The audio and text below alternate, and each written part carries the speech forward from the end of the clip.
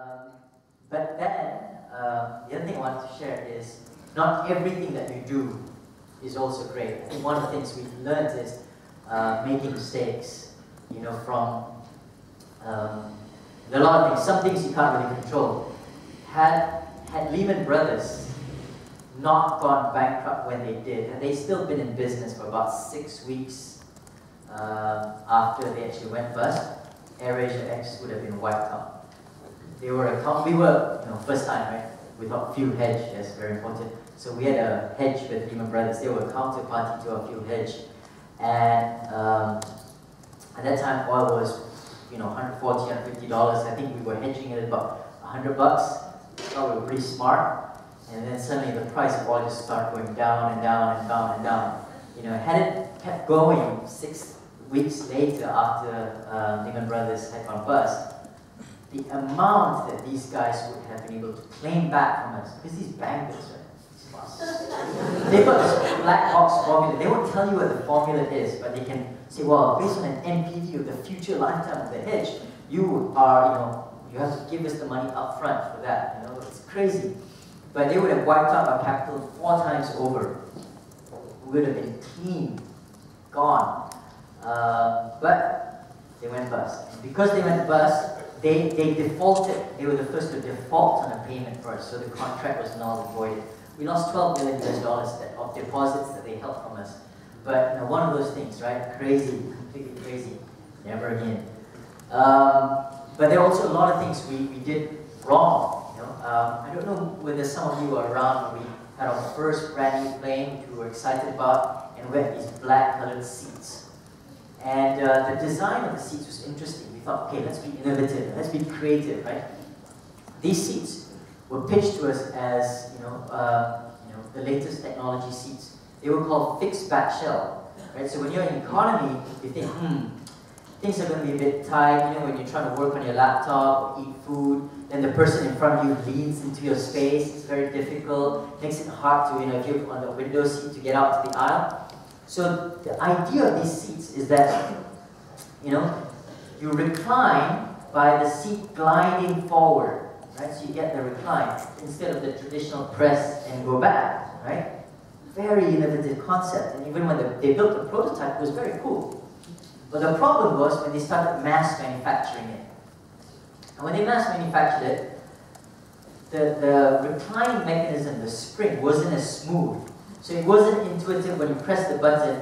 If you were to push backwards, it didn't go back, right? You had to know that, oh, I'm supposed to glide the seat forward, right? So a lot of our passengers did not know that, and they went on an 8-hour flight in full upright position. And of course, by then, you know, Facebook, Twitter had already kicked off, so the verbal abuse I was getting, you know, lakuas run your seats, you know, hopeless, I'll never fly AirAsia X again, all came. You know, it was really tough. On top of that, we thought, hey, we're going to be smart as well. Let's do something innovative. We'd be the first low-cost carrier to have in-flight, in-seat entertainment on every economy seat. And not only that, we would have the latest state-of-the-art touch screen, you know. We had a chat service, you know, so you like that, you know, the girl on 27A is hi, nice to meet you. And people do that. Well, we thought it was cool, you know, or ordering your food instead of waiting for the cabin crew to come. Just order your food, go straight to the galley. Very nice idea. Unfortunately, on both counts, the in-flight entertainment and the seats, the execution was abysmal, right? So passengers were really pissed off at us, and with the in-flight entertainment, as great as it was, it didn't pay for itself. Because there's cost of capital and movies, and by the way, Hollywood just, you know, charges a bomb. And when, you know, 45% of our flights were late night flights, right? Even when we gave the entertainment away for free, less than 20% of people would watch, you know, because they get in 11 o'clock at night, 12 o'clock, go to sleep, wake up at 7 a.m., right? So why should I pay 10 ringgit or 20 ringgit to watch movies? So they wouldn't. I was losing a lot of money and you know, a lot of weight as well on board the plane. So we had to make a quick, fast decision. And this is where I think, okay, tough, we had to write off about 55 million ringgit for all the seats that we had bought and all that. Tough on the P&L, but again, I think it was, as an organization, what I was quite pleased about was there wasn't any finger pointing and whose fault was this, you know, and going around and having committees trying to analyze it. We just said, look, we fucked up. Let's fix this. Let's order the new seats and put it in and move on. You know, because you can't wait and try to apportion blame or whatever. It's a mistake. We made it together. Let's move on. You know, so that's basically what we did. And you know, took the ride up, bit the bullet. We knew it was not the right thing for our passengers. Change it. So it's not always about being bold and visionary and, you know, always, hey, did we succeed every time? Not at all.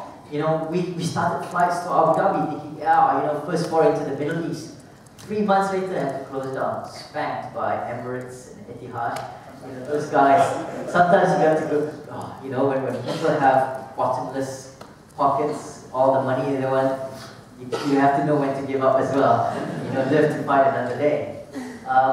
So not everything that we did was on the ball, not everything that we did was correct, right? But in the day and age that we live right now, you get 6 out of 10, 7 out of 10, you're doing well. But the trick is knowing when you do those 3 or 4 things wrong, knowing that they're wrong, and change it quickly and moving on. That's the one trick.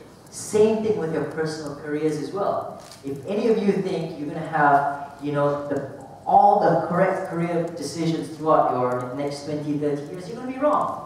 You will make mistakes. You will make wrong moves. But the idea is not to dwell on it, to realize that, okay, this isn't not working, move on, right? Or do something else, or address the issue. Don't drag on and just be, you know, one of those guys that sits in the cubicle and just grumbles, hey, are you one of them? That's me! No, I'm sure not. But you know what I'm talking about, right?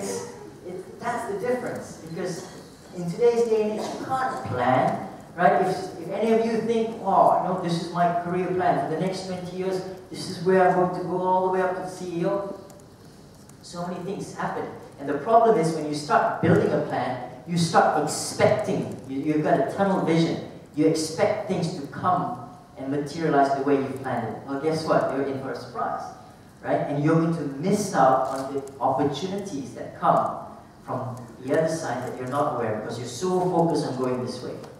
Right? So that there's one thing I want to share with you is that.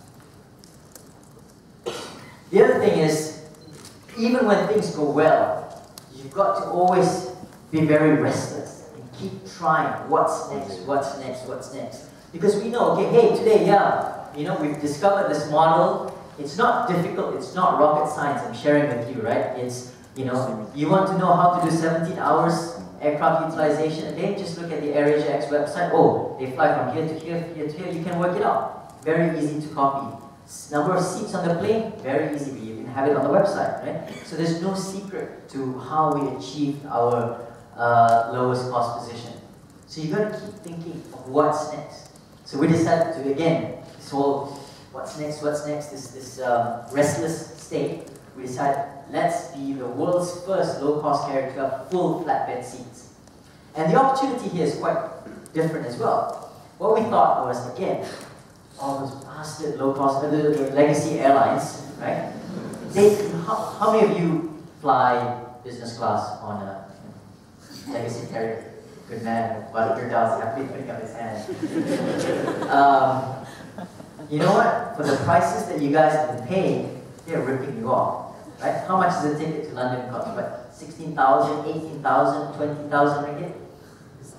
Unbelievable. Yeah, some of you, you know, no problem, corporate expenses, jalan, you know, collect my points. Right? But what we thought was there's a good number of people out there who would care about it. And what we said was, let's offer people what they really want, which is the same seat. This is the same exact seat as the top-end business class product, full flat bed with the pillow, the blanket. The cute-looking guys, extra. But without the lounge, you know? Airlines spend millions on airport lounges, which some of you might just go in for 15 minutes, steal a magazine, eat some peanuts. I know you steal a magazine, right? So they have to keep replenishing the magazines. It's built into the cost. And for that, they spend millions. And then you get on the plane, right? Every airline wants to outdo the other in terms of having the best wine, the best Michelin chefs, cuisine, and all. Well, that's a lot of money, right? And for that, they charge you 15,000, 20,000. Well, we worked out the economics and said, hey, you know what? The same seat for 5,000 ringgit more than pays itself in terms of, you know, cost of capital and money generated.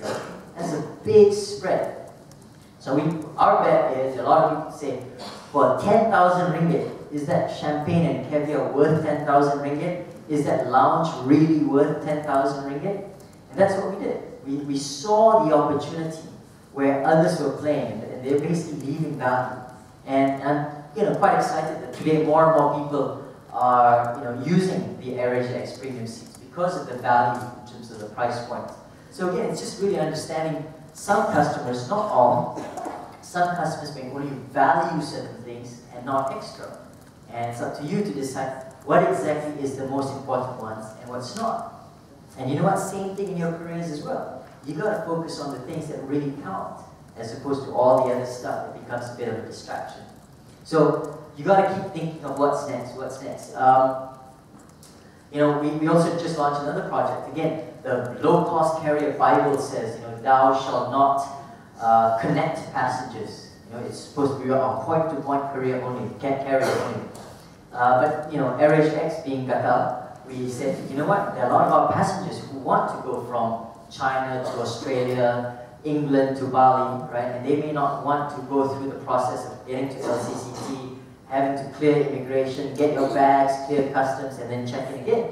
So we came up with a simple process. Instead of all the complexity that other airlines do it, a very simple process to offer the service. And so just because, you know, the Ryanairs and EasyJets and Southwest, the big boys of world low-cost carriers say we don't do this, doesn't mean you don't, right? Now, it's all about how well you execute. That's what really counts. It's not that there are, you know, proven things in business models. So it's never about, you know, a strategy. There's no such thing as this is the right strategy or this is the wrong strategy. This is the right business plan. That's the wrong business plan. Ridiculous. Plans and Excel sheets don't count. For those of you who are spending a lot of time on Excel, you don't count. Okay? It's not about what gets planned. It's about what gets done, you know, and what gets done consistently. That's what matters. Yeah? See, you Excel sheet guy. It's okay. Banker. I bet you love it. You did the tables. It's cool. So, you know, what really matters is how you execute. And as I said, if you can't plan, it's not just a good plan. So it's just how you execute, how you change directions, and how you move. That's what counts. So the last few thoughts I just wanted to leave with you, at least from just to share our experience at AirAsia X in terms of how we do it, because that's what really counts. You know, for us, you know, all the HR consultants will tell you, or maybe your big MNC type companies will tell you, oh, you need to have all these complex succession plans, career plans, complex KPIs that get cascaded and all that. We don't think that really counts. You know, just keeping things simple, having a clear sense of purpose that everybody in the organization shares. You know, being open. That's what I think counts with today's workforce, right? Creating the growth opportunities. And lastly, in terms of celebrating growth. For us at AirAsia X, we keep things simple. We don't have complex KPIs. Everybody